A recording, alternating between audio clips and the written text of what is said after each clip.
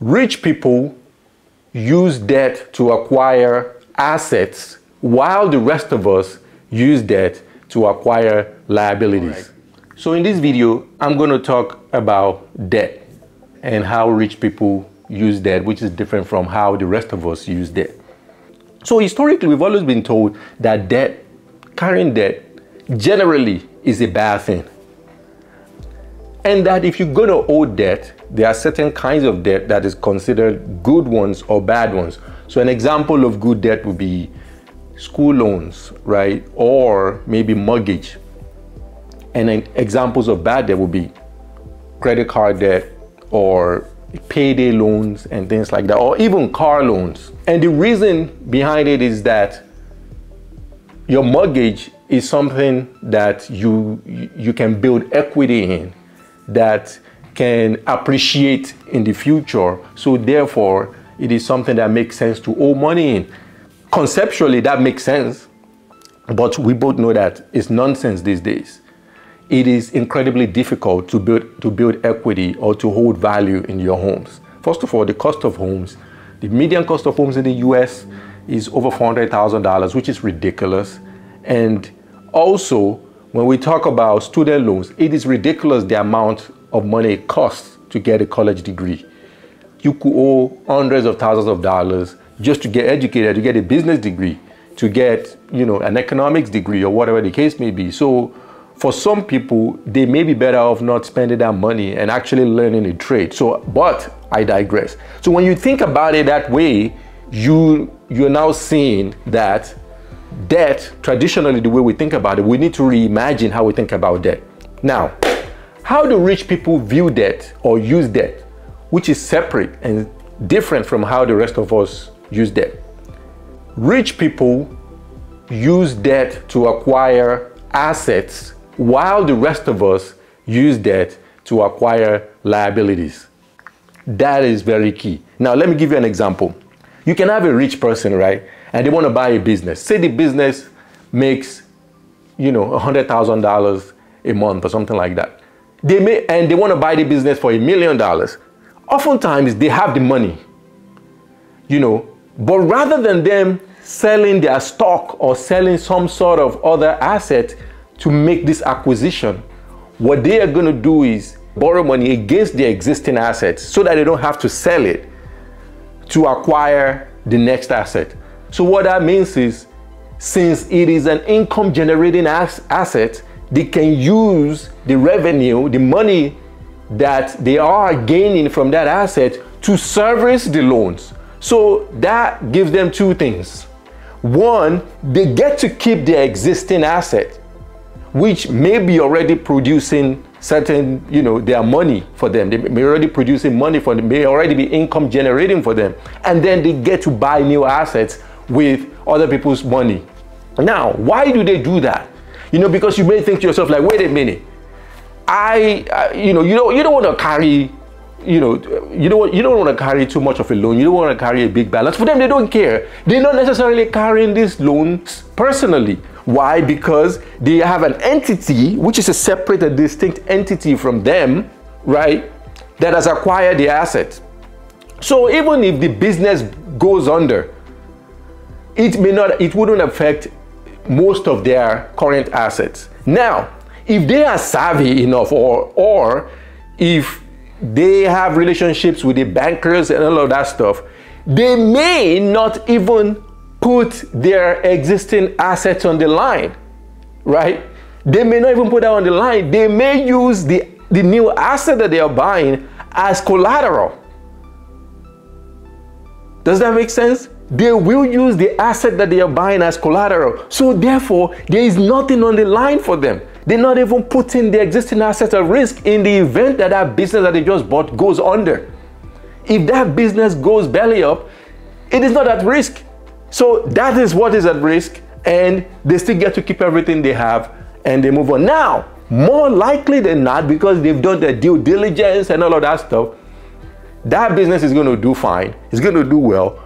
What they're going to do is they're going to use the money that that business is making to service, following me? They're going to use it to service the loan that they've used to acquire that asset. So this is how rich people continue to get richer and richer. I mean, usually what will happen is over time, you know, they may take out more loans to totally acquire that asset if it makes sense for them, so that they can just once and for all just, you know, amass all of the benefits of that business or of that asset. Now, the question now becomes, why do they do this? Right? Because if you think about it conceptually, when you stop thinking about whether you owe money or you don't owe money, but you just start thinking about access to capital, right? You just have access to money. This is really what this is. Because conceptually, the reason why they will do this is because they're already rich, they will generally get low, you know, they will be able to get these loans paying low interest rates, close to nothing. So it costs them nothing. It makes sense for them. When they are thinking about, when they're doing their risk-benefit analysis, yeah, it absolutely makes sense. If you can acquire $1 million business, a $10 million business at a low interest rate with no risk to you personally, really, and you already have the technical and the business know-how of how you're going to develop this business, it totally makes sense that what you're going to do is you're just going to do that so that you don't put this money at risk. Why? Because you never know what other kinds of opportunity will come down the line. You buy their business, they will hire me and you, the smarty pants people, to run the business for them, pay you a good salary, right? You are busting your ass, waking up every day, going to work for these folks. They are chilling in their homes, thinking about the next business to buy, right? And they have all these folks working for them. This is how rich people think, ladies and gentlemen. This is how rich people think. This is how they work.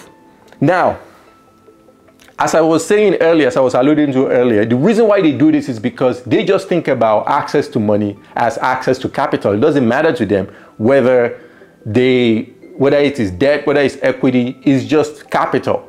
And for them, for these people, as long as they are not putting their existing capital at risk, that's fine.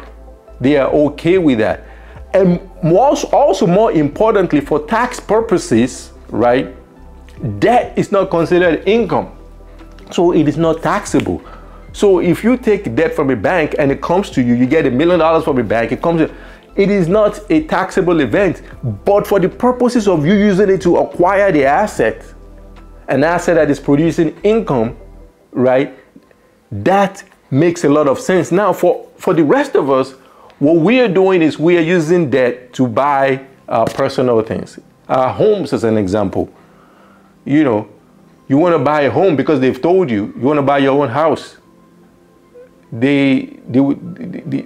Everyone have told you that the best way for you to invest in yourself or to build some sort of future is to buy a home.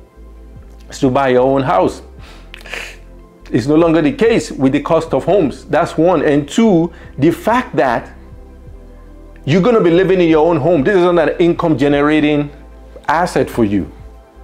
Given that you're going to put a lot on the line, a lot of your existing personal assets, right? You're going to put it on the line to buy this home that is not income generating. So you're better off if you actually buy a home that you're going to rent out. It doesn't matter. You can continue living in a rental apartment or some other rental place. It doesn't matter. But if you can turn that into an income generating asset, an income generating property, that totally makes sense. Right? That totally makes sense for you because you are servicing that loan using existing or using revenue, using money that home or that property is generating. But better off, you are actually better off if you can pull it through. Look, rather than buying your first home, think about it as buying your first commercial asset. Even if it is a storefront, if you can figure out how to acquire a commercial property, that's your best bet. It could be a warehouse somewhere that you lease out to some company. Usually, this makes a lot more sense. Why? Because commercial contracts, usually you don't have to do anything in terms of what regular landlords and tenants generally do. The businesses first of all, it's businesses that rent out, that lease out commercial spaces, right?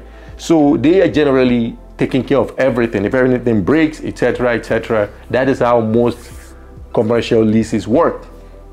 And also, they are for a long period of time, right?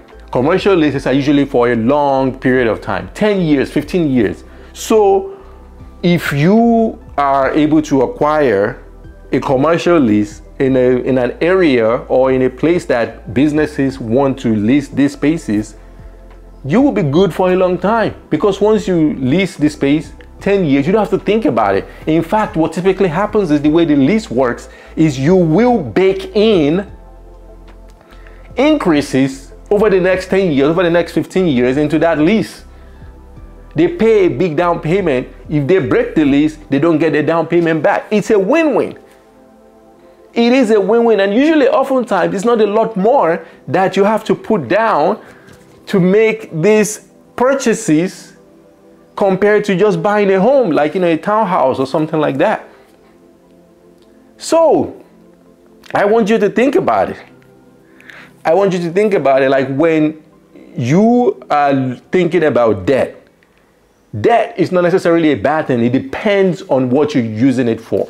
Are you using it to acquire an asset, or are you using it to acquire liability?